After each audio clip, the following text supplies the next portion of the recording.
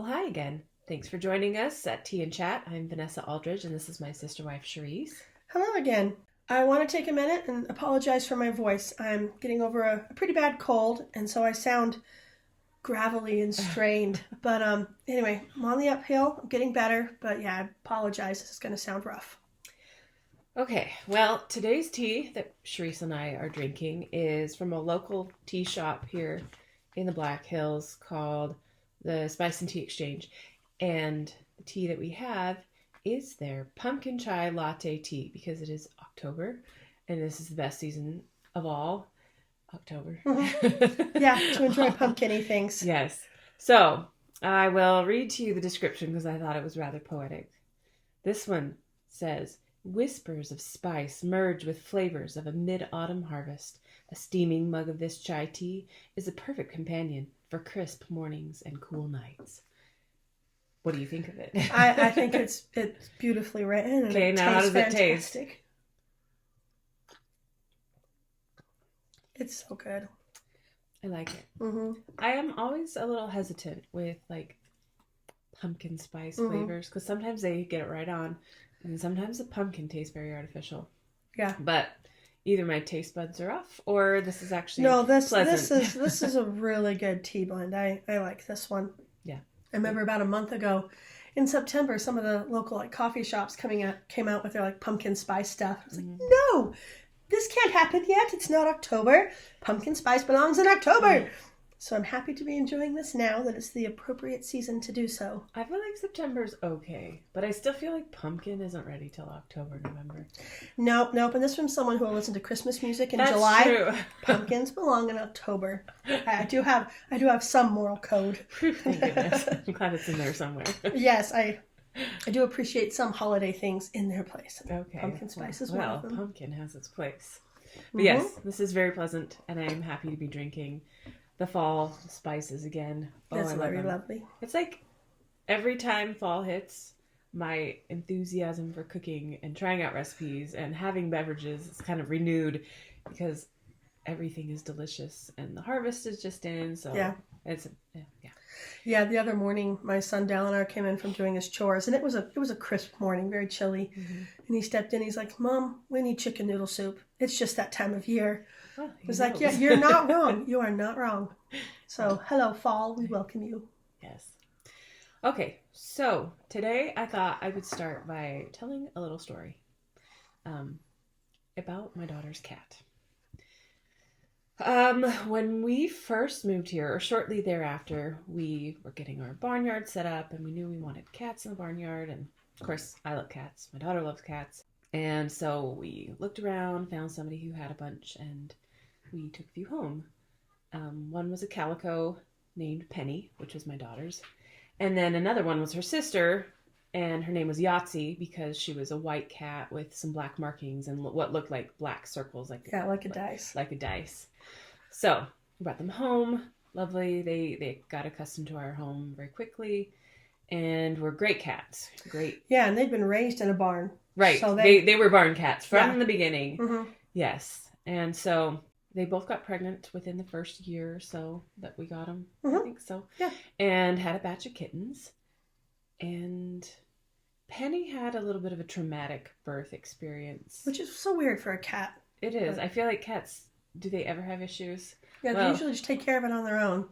Yeah, this one didn't. And I don't, maybe I should spare the details. So yeah, suffice it to say, she struggled. She was able to have a couple of kittens that did survive. And it was great. We loved them. We found homes for each one of them. Then a couple of seasons late, it was about the next season. Yeah. Yahtzee got pregnant. Penny was never able to get pregnant again. I think that whatever trauma happened with that first batch just made it so she just couldn't. She never got pregnant after that. And it was very interesting because when Yahtzee had her kittens, at first Penny was like, she was like, who are these creatures? I don't know them. And she was very not friendly towards them. But over time, it was interesting because we looked out and she was like letting Yahtzee's kittens nurse on her. And it was so weird. It's like, you don't have milk. You don't have milk, but okay. Yeah, it was very, very interesting. And she just kind of like, she would kind of come around and kind of be a little bit of a mother figure, even with Yahtzee around too. Fast forward to a little while later. Several years. A couple years later, Yahtzee got sick and she passed away. We were sad about that. And at that point too, Penny had decided she was going to be a distant cat. She found somewhere else in the neighborhood to live. Yeah. I don't know where, but every once in a while she'd show up for a day or so, get loved on, feed her food, which she had plenty of food. She was it was here for the taking. Yeah, she had a home away from home, and she would stop in occasionally to let us know she was okay.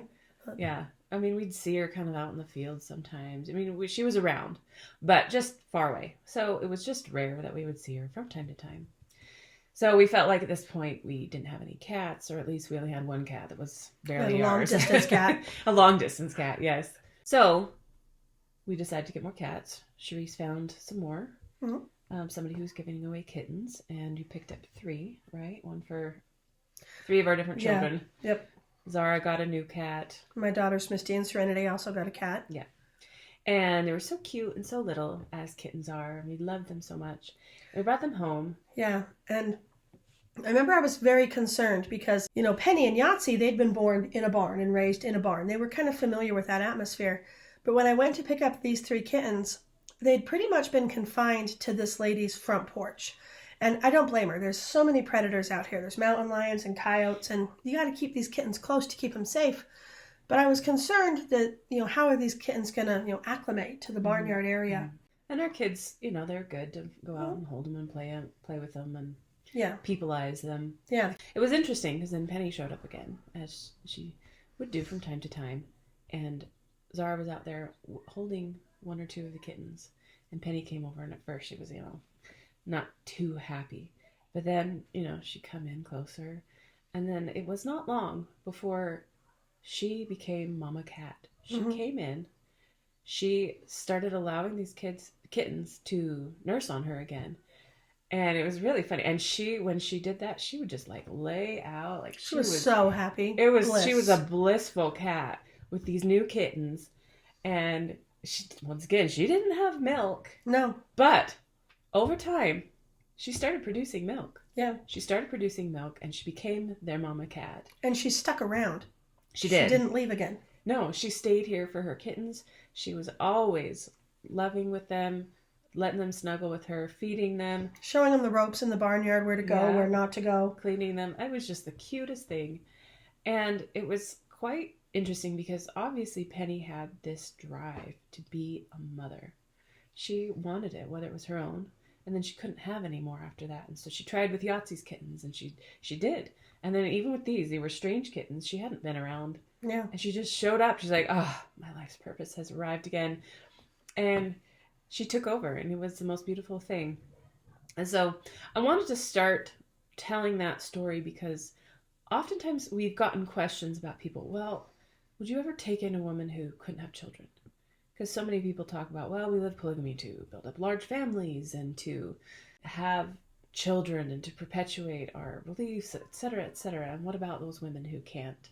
I want to emphasize how important women are as individuals and how having children, while that is wonderful and lovely, that is not the only purpose a woman has. Yeah. And if she can't, that's a tragedy in and of itself. But then to further condemn her to, well, you can't have children, so now you can't have a family either.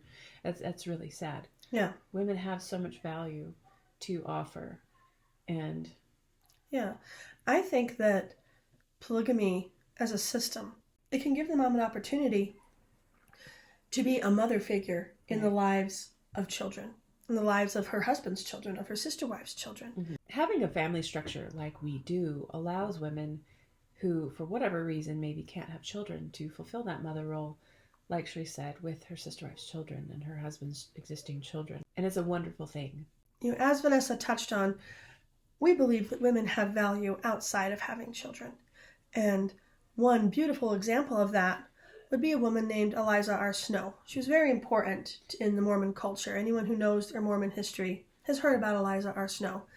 And she was never able to have children of her own. I think it was tragic circumstances that led to that. And so it wasn't Yeah, it wasn't anything that she desired. She was stuck with that. But she was able to be this huge influence for hundreds and hundreds and thousands of people. She wrote so many hymns and poems that are still celebrated in the Mormon religion today. And so that's one of many examples of women who were unable to have children, but whose value as an individual blessed so many people. I grew up in a polygamist home with 2 moms, and I have to this day a beautiful relationship with both of my moms. And, you know, my other mom, or my aunt, as we called her growing up, she never replaced my mom, my birth mom, but she kind of supplemented her. And they were both so influential in my upbringing. And having both of those relationships that were so different and yet so healthy is one of the main reasons why I chose to be a polygamist when I grew up. So as someone who has been blessed by the presence of another mother in their life, I'm so grateful to this lifestyle that allowed her to be there for me at the same time as my own mother. Yes, it's a really wonderful opportunity, especially, I would say, for women who can't have children, to be able to integrate into a family and fulfill that role in a way that they may not be able to otherwise. And it serves to prove the point that we've addressed in so many other videos, that this is for the benefit of women, to have that companionship and to be able to fulfill the roles that so many of us desire to be. Obviously, there are those who don't want to be mothers, but I would dare say a majority of women want that. So we can really see that polygynous families such as ours allow women, maybe who struggle with fertility or other issues, who can't have children, a real opportunity to step into that mothering role and fulfill that desire that they have inside with the children in their home. What would you say about men who also have been dealt such a crappy hand in life and maybe have fertility issues themselves? Like, is there a place for that? I think so. I think that in our society today, more than any other time in history, there is an absence of fathers. That's true. And there are thousands of these single mothers that for one reason or another, their husbands are absent, and therefore the father of their children are absent. And so any man out there who desires to be a father but is unable to do that for themselves, there's a place for them. There's families out there that need a husband and a provider, and children out there who need a father. Well, so that would probably apply to polygamists and non-polygamists. Definitely. Whether it's they take on the one woman and her children or more. It is an option. Yeah. So, yes, there is absolutely a place for good men, even if they are unable to have children of their own. There's a place for them. Yeah.